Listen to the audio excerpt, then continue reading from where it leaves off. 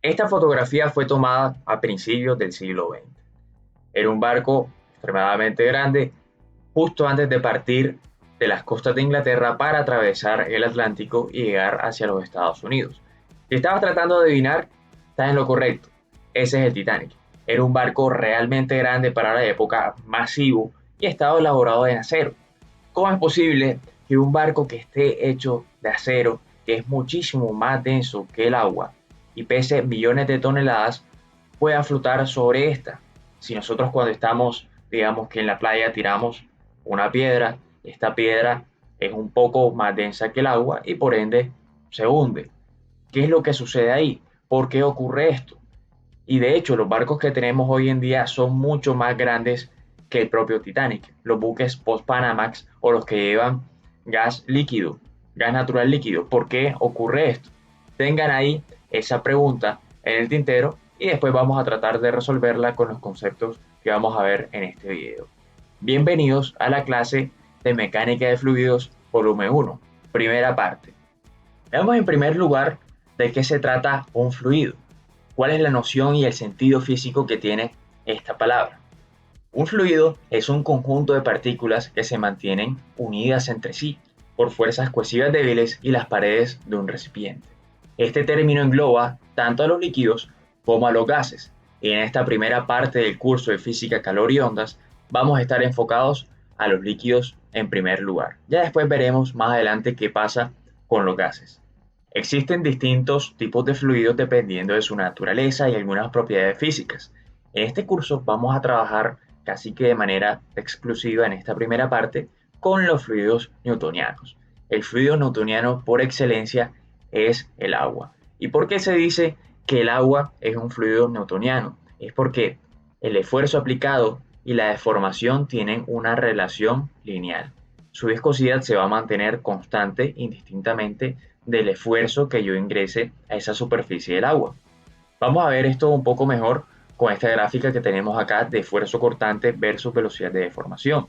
A medida que yo induzca mayor esfuerzo, también va a ser mayor la velocidad de deformación de este fluido. Por eso es un fluido newtoniano. Tenemos fluidos no newtonianos también, que ya tienen comportamientos un poco más complejos, como por ejemplo la pasta de dientes. La pasta de dientes es un fluido de tipo Bingham. ¿Cómo así un fluido de tipo Bingham? O sea que a partir de cierto esfuerzo es que comienza a deformarse. ¿No te has dado cuenta tú que tú tienes tu tubo de pastas de dientes, comienzas a apretar, pero con ese primer apretón no sale enseguida toda la pasta? Siempre está el miedo de que, hombre, si aprieto muy suave no me sale nada, pero si aprieto muy duro me ensucio toda la camisa y me vuelvo nada. Con este tipo de fluidos, lo que ocurre es que necesitan un esfuerzo inicial para que empiecen a fluir.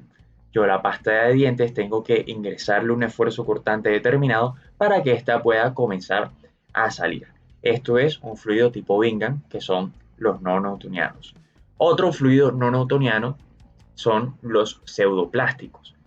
Y el ejemplo más famoso de estos son las famosas arenas movedizas. ¿Qué es un fluido pseudoplástico? A mayor esfuerzo hay mucha mayor deformación y la viscosidad disminuye. ¿Qué pasa cuando estamos nosotros en una arena movediza o qué ocurre en las películas? Dicen que a medida que tú te muevas más en una arena movediza, mayor te vas a hundir. Pero en cambio, si haces movimientos lentos, no va a ocurrir nada y tú puedes salir con vida ahí. A medida que nosotros induzcamos mayor esfuerzo cortante sobre ese pseudoplástico, sobre esa arena movediza, lo que vamos a hacer es que la viscosidad va a disminuir. Esa arena se va a hacer mucho menos viscosa, como si fuese más fluida, y nuestro cuerpo va a tender a sumergirse y después ni quien te saque. Llóralo, papá, hasta ahí llegaste. Otro tipo de fluido no newtoniano son los dilatantes. No te emociones si ves ahí el tarrito de maicena, que no es de carnavales. Aquí tenemos sustancias como los coloides, que se forman con sustancias como la maicena y el agua. Aquí lo que ocurre es que a mayor esfuerzo es menor la deformación y la viscosidad aumenta. Si nosotros tenemos una ponchera llena de agua con maicena, tú puedes pasar a través de esa ponchera corriendo y dando pasos muy duros. Puedes pegarle puños si quieres a ese tarro lleno de maicena con agua, que ese fluido no se va a deformar o se va a deformar muy poco. En cambio, si tú dejas la mano sobre esa solución de maicena con agua, tu mano va a comenzar a hundirse lentamente. Eso es porque a mayor sea el esfuerzo cortante que tú induzcas sobre un dilatante, mayor va a ser su viscosidad. Su viscosidad va a aumentar y la deformación va a ser menor. Tiene un comportamiento muy curioso. Repasemos ahora algunos de los conceptos claves para seguir entendiendo un poco más este mundo de los fluidos. El primero de todos es la densidad. La densidad está representada por la letra griega ρ. Eso no es una P, es un ρ. Y la densidad es igual a la masa sobre el volumen. Sus unidades son kilogramos sobre metros cúbicos en el sistema internacional. Y me dice a mí cómo se distribuye una masa en un volumen de un cuerpo. Es una propiedad, digamos que intrínseca de las sustancias. No puede ser, no hay densidades negativas. Si te da una densidad negativa en un ejercicio, bueno, ya digamos que estás en otros niveles de física, ¿no?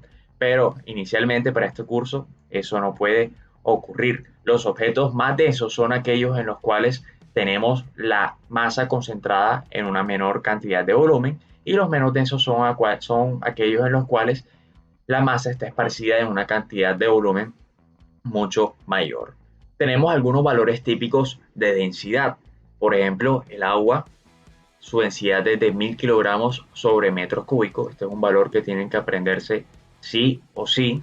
También estos de acá se los pongo porque en muchos ejercicios y en muchos exámenes siempre aparecen. Por ejemplo, el del aceite, que es de 800 kilogramos sobre metro cúbico.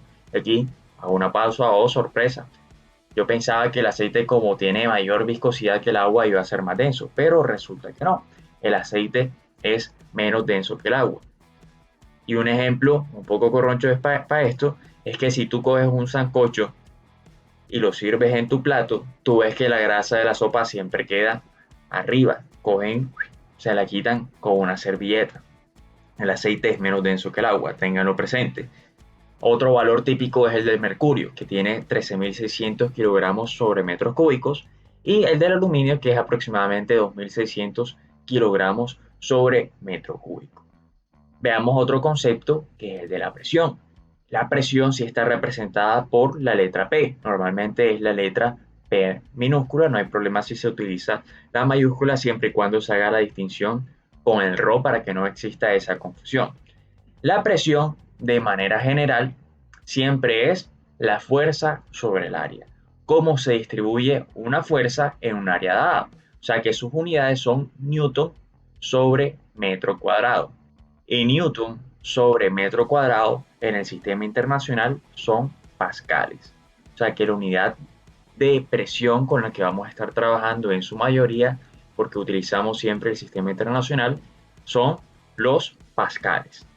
Para ver más claro este concepto general de presión, tenemos aquí a un amigo mío, Cristiano Ronaldo.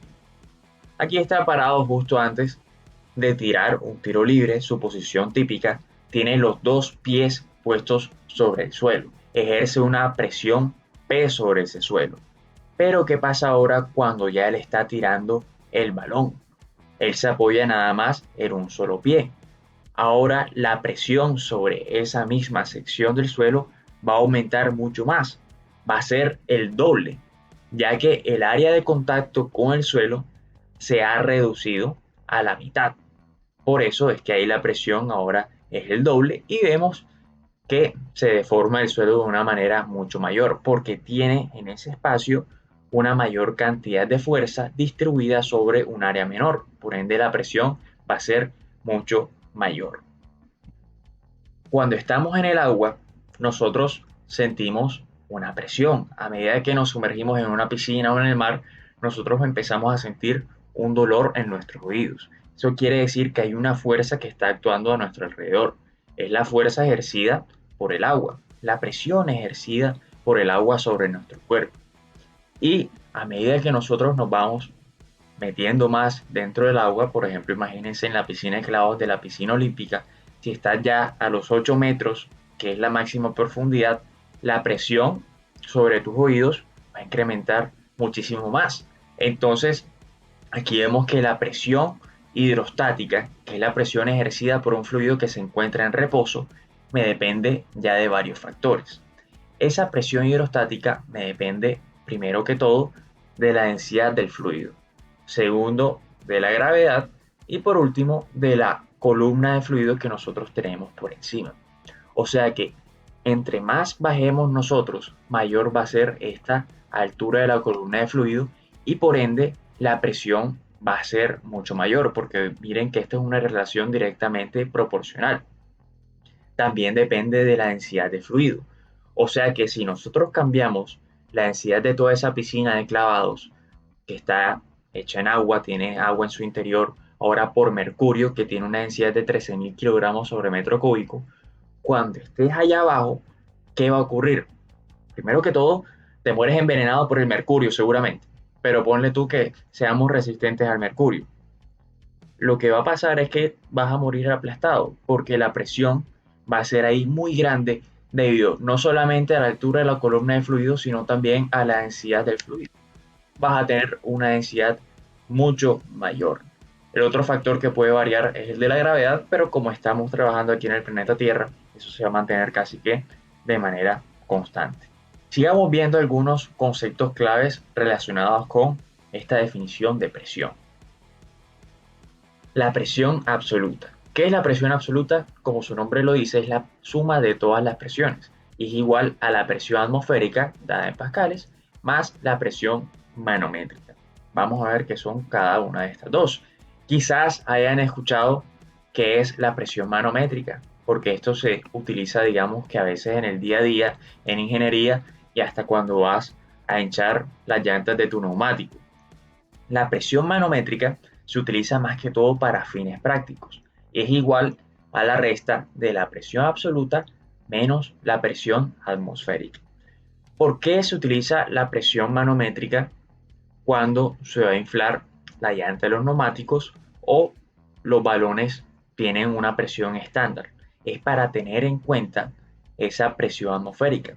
Recuerden que la presión atmosférica varía dependiendo de la altura, o sea que varía de la posición geográfica en la que nosotros nos encontramos en el planeta Tierra. Si estás en la ciudad de Barranquilla, vamos a tener una presión atmosférica mayor o menor. Si estabas respondiendo que tenemos una presión atmosférica mayor, estás en lo correcto. Aquí tenemos una mayor presión atmosférica porque tenemos una mayor columna de aire. Estamos a 0 metros sobre el nivel del mar en la ciudad de Barranquilla. Por lo tanto, esa columna de aire va a ser mucho más grande y va a ejercer mayor presión sobre nuestro cuerpo. Sin embargo, si tú te vas a Bogotá a 2.600 metros o a La Paz, que está a más de 3.000 metros sobre el nivel del mar, ahí la columna de aire que está por encima de nosotros va a ser más pequeña y por ende la presión atmosférica va a disminuir. Entonces siempre tenemos que utilizar la presión manométrica para estandarizar y tener en cuenta esas variaciones en las condiciones de atmósfera. Por eso es que los balones dicen llenar con tantos bares, con tantos pascales de presión manométrica. Cuando esto no está estandarizado, y es como comúnmente ocurre, digamos que jugando fútbol en las calles o, no sé, una bicicleta que haya quedado mal inflada, es que si tú te vas a la altura, normalmente inflan los balones con una presión no adecuada, lo que va a ocurrir es que este balón va a parecer una vejiga, va a inflarse un poco más porque tiene menor presión atmosférica a su alrededor y por ende va a decir, hey, no tengo nada que me esté empujando, pum, voy a crecer un poquito más. Eso lo hemos visto los que les gusta un poco el fútbol en los jugadores bolivianos que desde muy pequeños practican con balones que están un poco sobreinflados por efectos de la presión atmosférica y se vuelven unos expertos controlando el balón a media distancia cuando tiran los tiros libres. Los manes pueden llegar a ser malos, digamos, claro, en comparación con los futbolistas profesionales de Brasil u otros países, driblando, haciendo otras técnicas, pero desde media distancia son muy buenos jugadores porque se acostumbran desde muy pequeños a tener casi que un balón de playa difícil de controlar. Ya cuando crecen y tienen un balón inflado con una presión manométrica estandarizada por la FIFA, ya son unos maestros en el control del balón. Por último, tenemos la presión atmosférica, que es la que estamos sintiendo ahora mismo, que es la que ejerce esa columna de aire encima de nosotros. ¿Y a qué equivale la presión atmosférica? Este es un valor muy importante que deben aprenderse. Una atmósfera o la presión atmosférica es igual a 1.013 por 10 a la 5 pascales, o sea, 101.300 pascales equivale a una atmósfera o equivale a la presión atmosférica. Tengan ese valor muy presente porque lo vamos a estar utilizando muchísimo a lo largo de estas secciones. Ahora podemos, teniendo un poco más noción de qué es presión, de qué es densidad, presión hidrostática y estos conceptos importantes, podemos pasar a uno un poco más complejo y ya responder a lo que les pregunté en un principio. ¿Por qué el barco flota a pesar de ser muy masivo? Para eso tenemos que entender el principio de Arquímedes. Es el que me explica este fenómeno. Me dice formalmente que un cuerpo total o parcialmente sumergido en un fluido en reposo experimenta un empuje vertical y hacia arriba igual al peso de la masa del volumen del fluido que desaloja. Traducido a palabras castizas, si tengo un barco y desplaza un volumen de tantos metros cúbicos de agua, él va a sentir una fuerza de empuje en sentido contrario hacia arriba igual a la cantidad de agua, al peso de la cantidad de agua que ha desplazado. No sé si ustedes han escuchado que por el río Magdalena pasan buques de 8.000, 7.000, 6.000 toneladas. Eso no hace referencia a el peso del barco, hace referencia al peso del volumen de agua que éste desplaza. O sea que un barco que desplace 8.000 toneladas quiere decir que está recibiendo una fuerza de empuje en sentido contrario igual a 8.000 toneladas. Aquí tenemos un diagrama de qué es lo que ocurre y por qué está flotando el barco. Es porque existe una fuerza de empuje. Tenemos hacia abajo el componente del peso y hacia arriba ese componente del empuje. ¿De qué me depende esa fuerza de empuje que también puede ser expresado con letra B por buoyancy en inglés o llanza? Me depende de tres factores, nuevamente tres cosas. Primero, densidad del fluido, que está en kilogramos sobre metro cúbico. Segundo, gravedad. Y tercero, el volumen desplazado, que está en metros cúbicos. Y yo aquí me paro y analizo la situación. Si yo estoy diseñando un barco como ingeniero naval, yo hay cosas que no puedo cambiar. Por ejemplo, la densidad de fluido, si nosotros estamos en el mar, yo no la puedo cambiar, a menos que comiences a llenar con bultos de sal todo el mar y eso no va a pasar o que cambies la sustancia. Eso no va a ocurrir. Por lo tanto, la densidad vamos a mantenerla constante si somos los diseñadores. La densidad del agua de mar es un poco mayor a la del agua dulce, aproximadamente entre 1020 y 1030 kilogramos sobre metro cúbico, dependiendo del mar donde estés. Segundo, la gravedad. Hombre, eso tampoco lo puedo variar. Tengo que ponerme en la Luna o en Marte para diseñar mi barco y eso no va a ocurrir porque por allá no va a transitar. Así que este parámetro también se deja quieto. Sin embargo, lo que me dice finalmente por qué un barco flota es por esto de acá. El volumen desplazado. Entre mayor sea el volumen que desplaza una embarcación, mayor va a ser su fuerza de empuje en sentido contrario al peso. Por lo tanto, lo que hacen los ingenieros cuando diseñan un barco es incrementar mucho el volumen desplazado. ¿Y cómo lo hacen? Incrementando mucho el área superficial de un barco. Si yo aumento mucho el área superficial de un barco, cuando éste baje 1 centímetro, su volumen va a crecer en manera cúbica, porque vamos a estar multiplicando, digamos que esa altura por un área. Ya entonces vamos a desplazar una cantidad de agua mucho mayor al tener un área superficial mucho más grande. Por eso es que las piedras normalmente no flotan. No es simplemente porque sean más densas que el agua, sino porque también tienen un área superficial menos grande y los barcos tienen un área superficial mucho mayor, a pesar de estar hechos de acero, que puede llegar a ser más denso que una roca, este va a tender a flotar. De hecho, si nosotros pudiésemos hacer un papel elaborado de roca que tiene un área superficial muy grande, lo podemos poner sobre la superficie del agua y este va a flotar porque va a tener un área superficial muy grande que va a ayudar a que tenga una fuerza de empuje mayor. Y con todos estos conceptos terminamos la primera parte, el primer volumen de mecánica de fluidos. Quédense para el siguiente video donde resolveremos algunos ejercicios. Nos vemos.